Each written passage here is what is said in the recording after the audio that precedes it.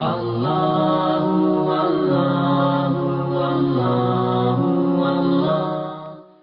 کوثر کی تلاوت بے انتہا ثواب. میری مظلوم شہزادی کی ولادت کے وقت کا سورہ ہے.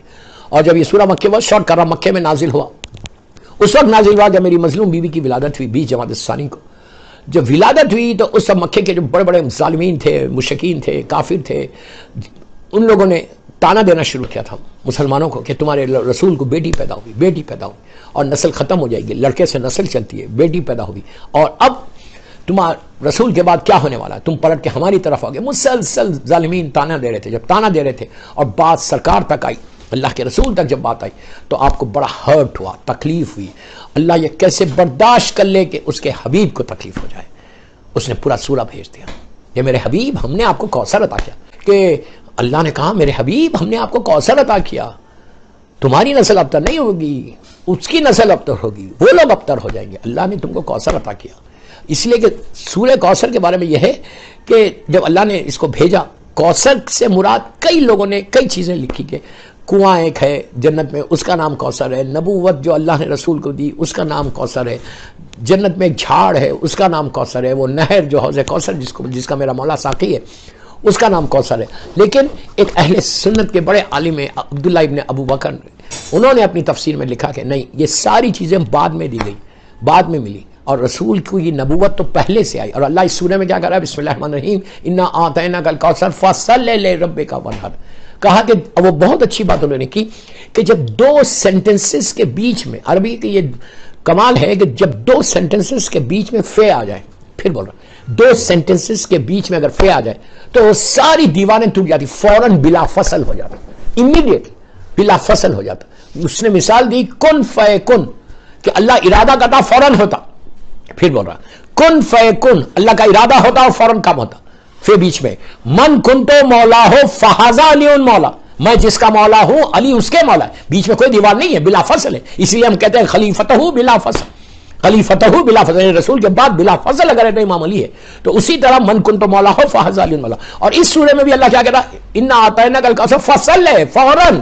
ابھی کوئی نعمت ملی ہے رسول کو، ابھی اس ساری چیزوں کو کہا کہ رسول اس وقت بھی نبی تھا جب آدم آب و گل میں تھے. جنت اور جنت کی ساری چیزیں تو بعد میں بنی، اللہ کا رسول تو پہلے سے نبی تھا. تو یہ وہ اس کے لیے نہیں ہے، ابھی کوئی نعمت دی گئی. تو اس کے بعد وہ کہتا ہے کہ کوثر سے مراد کثیر اولاد کا ہونا، کثیر اولاد کا. پھر عجیب جملہ کہتا ہے یہ کسی ام المومنین کے بطن سے نہیں ہوئی، یہ مادر حسنین کے بطن سے ہوئی. جو آج آپ اس کی مثال دی گئی کہ سارے وہ لوگ ابو جہل، ابو لہب، عتبہ، ولید، خالد، ابو سفیان، جتنے لوگ تھے، ان لوگوں نے تانے دیے تھے کہ رسول کو بیٹی ہوئی ہے، اب ان کی نسل ابتر ہوگی.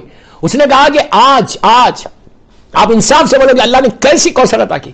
کہا کہ اگر آج کوئی ابو جہل کا بیٹا ہے بھی، پلیز جملے میرے غور سے سنو، بڑی احتیاط سے پڑھ رہا، اگر کوئی ابو جہل کا بیٹا ہے بھی تو وہ یہ نہیں بولتا دنیا میں کہ میں ابو جہل کا بیٹا ہوں. اگر کوئی ابو لہب کا بیٹا ہے بھی دنیا میں تو یہ نہیں بولتا کہ میں ابو جہل کا بیٹا ہوں یا ابو لہب کا بیٹا ہوں، بلکہ بولتا ہی نہیں. آج دنیا میں مور دین 1 بلین مسلمز ہے، کوئی آپ کو نہیں ملے گا یہ جو بولے کہ میں ابو جہل کا بیٹا ہوں، جو تانے دے رہے تھے میں ابو لہب کا بیٹا ہوں، میں خالد کا بیٹا ہوں، میں کیوں کوئی نہیں بولتا. کہا اس کے برعکس سب سے زیادہ اولاد بی بی فاطمہ شہید ہوئی، سب سے زیادہ سادات کو دیواروں میں چنا گیا، زندہ دفن کر دیا گیا، ذبح کیا گیا، بچے یتیم ہوئے، عورتیں بیوہ ہوئی، لیکن اس کے سب سے زیادہ آج اولاد فاطمہ دنیا میں موجود ہے.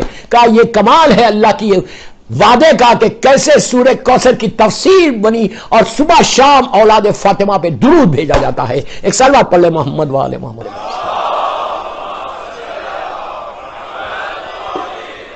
اب مولا حسن اس سورے کی تفسیر بن کر آئے تھے. میں نے مجلس کا آغاز آج ایک ویری ریکمنڈڈ سورہ، بہت 3 آیتوں پر ہے، مکی سورہ ہے، مکے میں آیا تھا. سورہ مبارک کوثر سے کی پہلی آیت سے میں نے مجلس کا آغاز کیا، جان بوجھ کے کیا کہ انا اعطیناک الکوثر. اللہ کہہ رہا میرے حبیب ہم نے آپ کو کوثر عطا کیا ہے.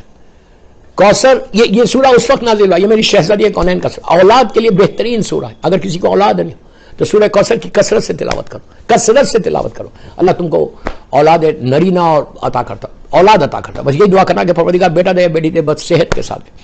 شب نماز پڑھنے والے کا رزق کا پرابلم ہوتا ہے. میں یہی بولتا ہمیشہ یوتھ کو کہ تم جوانی میں پڑھو، جوانی میں کرو. یہ جوانی کی عبادت جلدی ہم عبادت کریں تو ہماری تو کوئی عبادت ہی نہیں.